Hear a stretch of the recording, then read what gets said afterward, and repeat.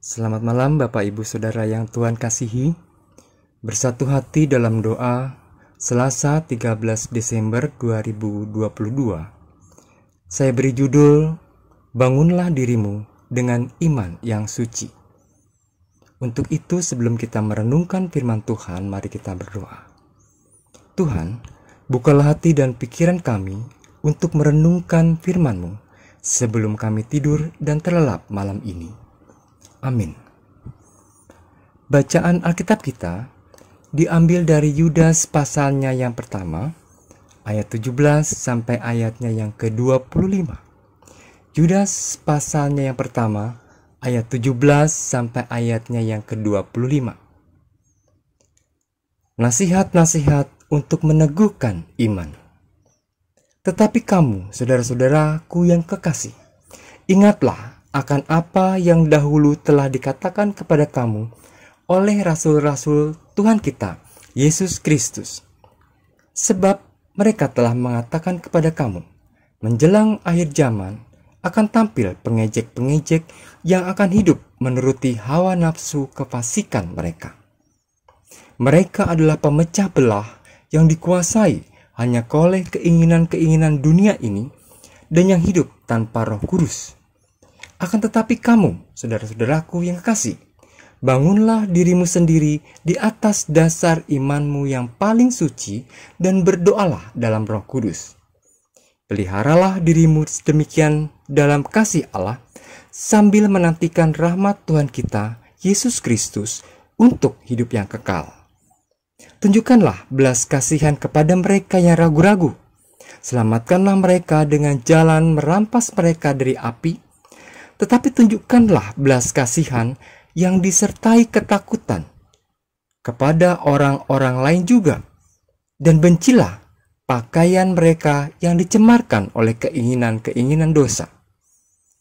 Bagi Dia yang berkuasa menjaga supaya jangan kamu tersandung dan yang membawa kamu dengan tak bernoda dan penuh kegembiraan di hadapan kemuliaan-Nya, Allah yang Esa, Juru Selamat kita oleh Yesus Kristus Tuhan kita.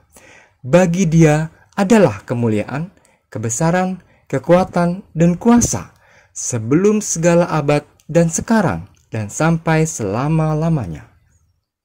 Amin.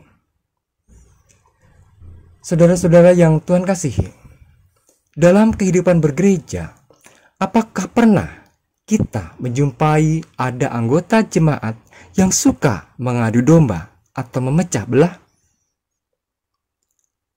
Semoga di gereja kita tidak ada jemaat yang hobinya seperti ini. Namun, orang yang seperti ini ternyata memang ada. Salah satu contohnya dapat kita lihat dari 3 Yohanes 1 ayatnya yang 9-10. Namanya Diotrefes.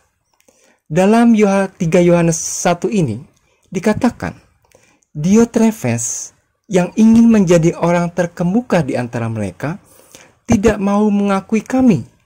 Karena itu apabila aku datang, aku akan meminta perhatian dari segala perbuatan yang telah dilakukannya. Sebab ia melontarkan kata-kata yang kasar terhadap kami. Dan belum merasa puas dengan itu, ia sendiri bukan saja tidak mau menerima saudara-saudara yang datang, tetapi juga mencegah orang-orang yang mau menerima mereka dan mengucilkan orang-orang itu dari jemaat. Jika di gereja kita ada orang yang seperti itu, kira-kira bagaimana ya? Kalau saya tidak bisa membayangkan hasilnya akan menjadi seperti apa. Disinilah Yudas menyadari benar bahwa orang-orang yang seperti Diotrefes ini itu memang ada. Ia menyebutnya sebagai pengejek dan pemecah belah. Mereka membuat pengelompokan-pengelompokan dalam kehidupan berjemaat. Ada yang menganggap sebagai umat yang lebih sempurna, ada juga yang menganggap mereka lebih kuat, ada juga yang menganggap mereka lebih beriman dari kelompok yang lain.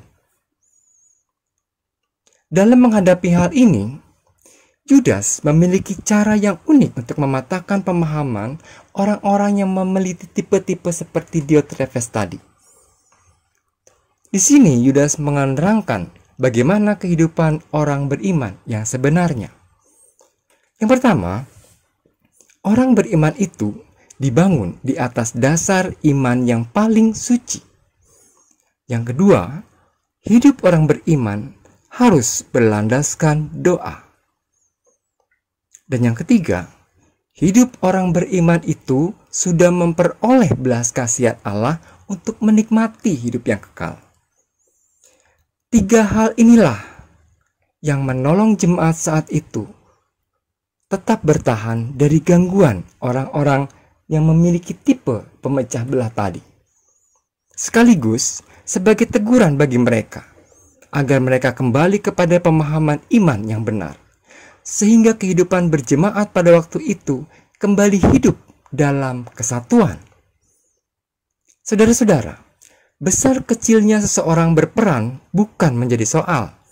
Yang terpenting adalah kesetiaan dalam menjalankan peran itu. Jika ukurannya adalah besar dan kecil, hasilnya tentu akan berbeda. Pusat dari persekutuan jemaat bukan terletak pada besar atau kecil peran seseorang, melainkan kesatuan tubuh Kristus itu sendiri. Dengan begitu, Kristus jugalah yang akan dimuliakan. Bukan saya, bukan kamu, atau bukan dia. Tuhan memberkati. Amin. Mari kita berdoa. Bapa yang baik, terima kasih kami sudah diingatkan untuk menjadi jemaat yang menjaga kesatuan gereja sebagai tubuh Kristus.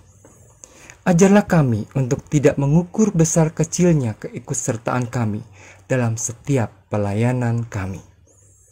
Dalam kasih-Mu yang akan terus melingkupi kami sepanjang tidur kami malam ini. Amin.